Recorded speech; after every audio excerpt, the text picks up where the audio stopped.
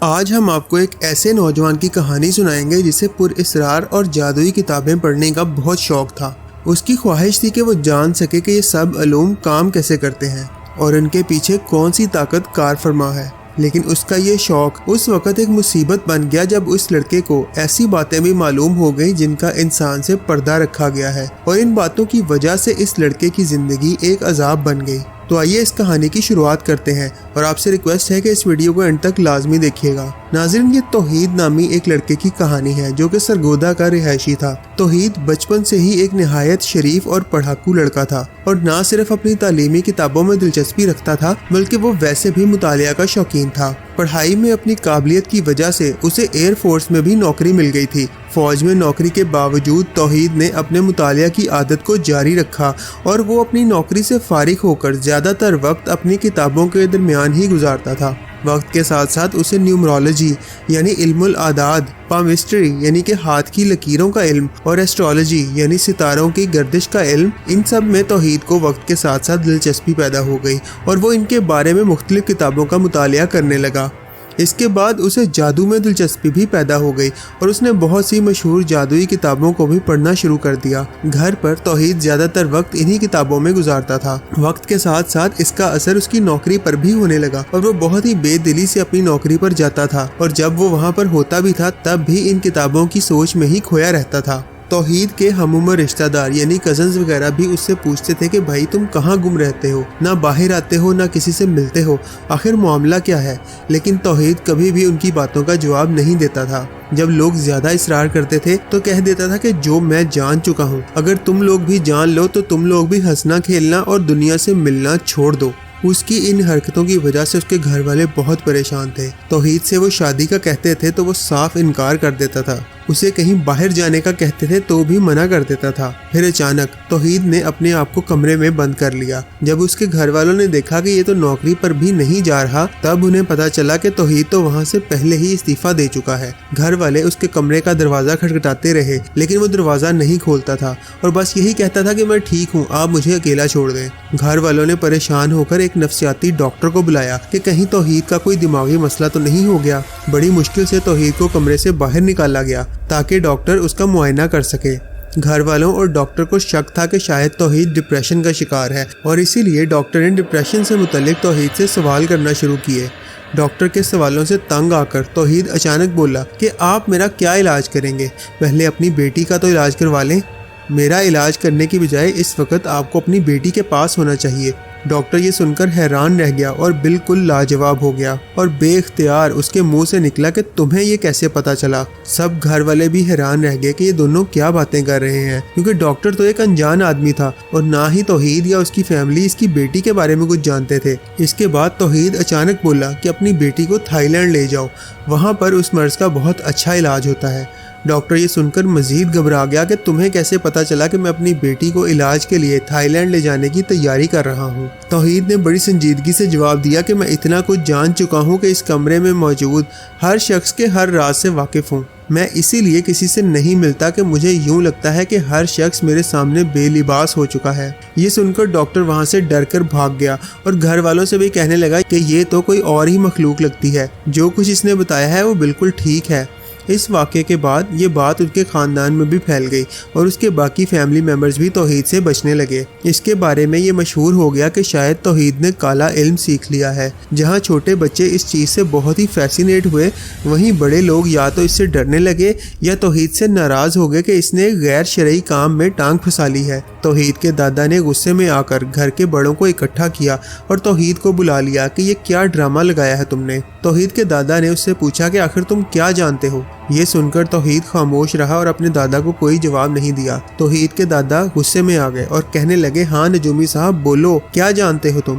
اگر تم اتنے ہی بڑے عالم ہو تو میرے بارے میں کچھ بتا دو۔ اس کے بعد اس کے دادا نے غصے میں کہا کہ کیا ہوا، تمہارا ڈرامہ ختم ہو گیا کیا؟ तौहीद इस पर भी चुप रहा, लेकिन फिर अचानक बोला कि दादा जान, एक बेगुनाह को मारने की माफ़ी नहीं है, इसलिए बेहतर है कि आप तौबा कर लें, इससे पहले कि तौबा का दरवाज़ा हमेशा के लिए बंद हो जाए। ये सुनते ही तौहीद के दादा बिल्कुल खामोश हो गए और सकते में चले गए और बेइख्तियार तौहीद से कहने लगे कि ये तुम्हें किसने बता दिया। अपने दादा के जवाब में तौहीद ने कहा कि मुझे बहुत कुछ कहा जाता है और बहुत से कहने वाले हैं, बेहतर है कि आप अपने बारे में सोचें। ये कहकर तौहीद वहाँ से चला गया और दोबारा अपने आप को अपने कमरे में बंद कर लिया। तौहीद के दादा परेशानी के मारे बीमार हो गए। सब घर वाले परेशान हो गए कि ये क्या नई मुसीबत शुरू हो गई है। बहुत इसरार करने पर दादा से पूछा कि क्या हुआ, तो दादा ने बताया कि जब मैं 22 साल का था तो मेरे डेरे पर एक लड़के से मेरी लड़ाई हो गई। गुस्से में मैं जिस लड़के से लड़ रहा था उसे पानी में धक्का दे दिया। उस लड़के को तैरना नहीं आता था और वो अपनी जान बचाने के लिए हाथ पांव मारता रहा, लेकिन कामयाब ना हो सका और बिल आखिर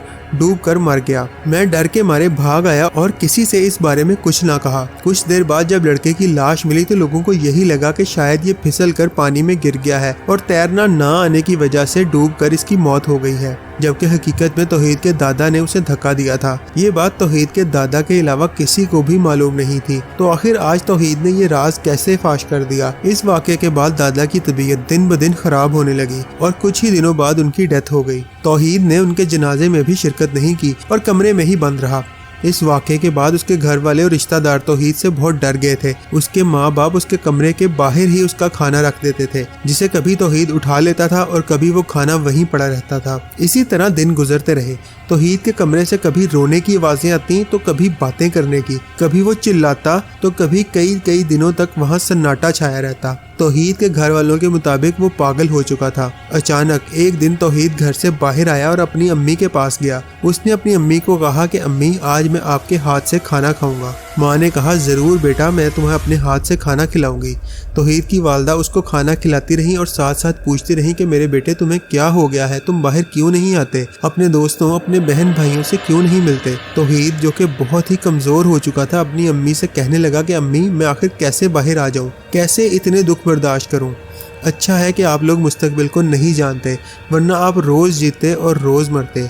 तौहीद की ये बात सुनकर उसकी अम्मी बोली कि बेटा, गैब का इल्म तो सिर्फ अल्लाह ताला के पास है और अल्लाह ताला ही मुस्तकबिल पर कादिर है और उसके बारे में वही जानता है। जिसके जवाब में तौहीद ने कहा, अम्मी आप बिल्कुल सही कहती हैं, लेकिन इल्मुल गैब के बहुत से दर्जे हैं और उन सब दर्जों में बहुत अदना दर्जा मैं जान चुका हूँ और अब मुझे समझ नहीं आती कि मैं इस इल्म का क्या करूँ। उसकी अम्मी ने कहा कि बेटा, तुम इन चीज़ों से अपना दिमाग हटाने की कोशिश करो और लोगों से घुलो मिलो। जिसके जवाब में तौहीद ने कहा कि नहीं अम्मी, मैंने अपना हिसाब किताब किया है और मुझे अपनी जिंदगी में अगला साल नजर नहीं आता। ये सुनकर तौहीद की अम्मी का दिल डूब गया और वो ज़ारों कतार रोने लगी और कहने लगी कि बेटा, तूने कौन सा हिसाब किताब कर लिया है और तू ये क्या करता रहता है?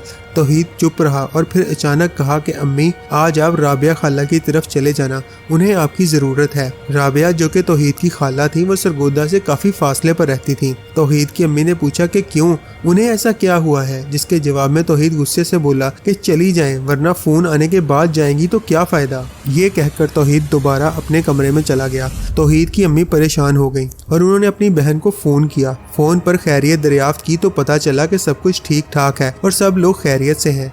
ये सुनकर तौहीद की अम्मी को भी आसरा हो गया। लेकिन अचानक शाम 5 बजे के करीब उन्हें फ़ोन आया। फ़ोन की दूसरी तरफ तौहीद की खाला राबिया थी, जिन्होंने तौहीद की अम्मी को बताया कि उनका जवान बेटा ट्रैफिक के हादसे में फौत हो गया है। ये सुनते ही तौहीद की अम्मी सख्ते में चली गई और फौरन तौहीद के कमरे के बाहर जाकर उसका दरवाज़ा खटखटाने लगी और रो रो कर कहने लगी कि तौहीद बेटा, तेरा कज़न फौत हो गया है। तौहीद ने अंदर से ही आवाज़ देकर जवाब दिया कि मैंने तो आपको पहले ही कहा था कि राबिया खाला की तरफ चली जाएं, अब क्या फ़ायदा रोने का। इस वाक़े के बाद तौहीद की अम्मी अपनी बहन के घर चली गईं और वहाँ कुछ दिन गुजार कर वापस आईं।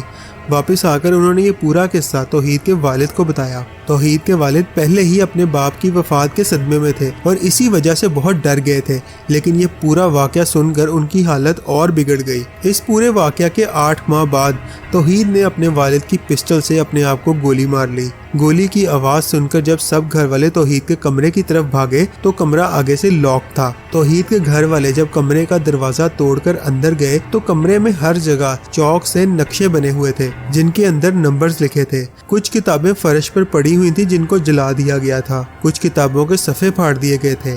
एक जाए नमाज पड़ी थी जिसके ऊपर छोटे छोटे पत्थर रखे हुए थे और उन पत्थरों की तादाद 21 थी। अपने वालिद का पिस्टल तौहीद ने उनकी अलमारी से कब चोरी किया इस बारे में कोई कुछ नहीं जानता था, लेकिन तौहीद की मौत नए साल से ठीक 4 दिन पहले हुई थी, यानी उसके हिसाब किताब के ऐन मुताबिक उसने नया साल नहीं देखा। नाजरीन, अल्लाह ताला कुरान पाक की सूरह लुकमान में फरमाते हैं, और कोई शख्स नहीं जानता कि वो कल क्या काम करेगा, और कोई शख्स नहीं जानता कि किस सरजमीन में उसे मौत आएगी। बेशक अल्लाह ही जानने वाला है और ख़बरदार है। इस आयत में वाज़ेह तौर पर अल्लाह ताला फरमा चुके हैं कि कोई शख्स भी आने वाले कल को बयान नहीं कर सकता, इसलिए इस वाक़े में कितनी सच्चाई है इसकी हकीकत तो अल्लाह ताला ही बेहतर जानते हैं। बाकी इंसानी तारीख ऐसे लोगों से भरी पड़ी है जो अपने काले इल्म की बुनियाद पर ये दावे करते थे कि वो फ्यूचर के बारे में बता सकते हैं। तारीख ही नहीं, हमारे इर्द गिर्द भी ऐसे लोगों की बहुत बड़ी तादाद मौजूद है जो आदाद, सितारों की गर्दिश या हाथों की लकीरों से आने वाले वक्त के बारे में पेशन गोइयाँ करते हैं। नाजरीन, अल्लाह ने कुरान पाक में मुसलमानों को जिन्नात और जादू से दूर रहने का हुक्म दिया है, और अल्लाह ताला ने इंसानों और जिन्नात की दुनिया के दरमियान एक पर्दा भी रखा है, और शायद इन सब चीज़ों के पीछे यही मसलहत है कि इंसान इन चीज़ों का बोझ बर्दाश्त नहीं कर सकता, और इसीलिए जादू और जिन्नात से राब्ते को कुफर करार दिया गया है, और जो शख्स इस काम में मुलव्वस होता है वो दायरा इस्लाम से खारिज हो जाता है। तौहीद ने क्या इल्म हासिल किया या उसके पास ये मालूमात कहाँ से आती थी, इस बारे में कुछ भी कहना मुश्किल है, लेकिन हमने अपनी एक पहली वीडियो में हमजाद जिन का जिक्र किया था और बताया था कि जादूगर कैसे हमजाद जिन के जरिए लोगों के बारे में पर्सनल मालूमात हासिल करते हैं। हमजाद जिन और जादूगरों के तरीकाकार के बारे में जानने के लिए इस नेक्स्ट वीडियो को लाजमी देखिएगा, लेकिन उससे पहले अगर आपने हमारा चैनल सब्सक्राइब नहीं किया तो फौरन सब्सक्राइब कर लें। आपसे इंशाल्लाह दोबारा मुलाकात होगी। अल्लाह हाफिज़।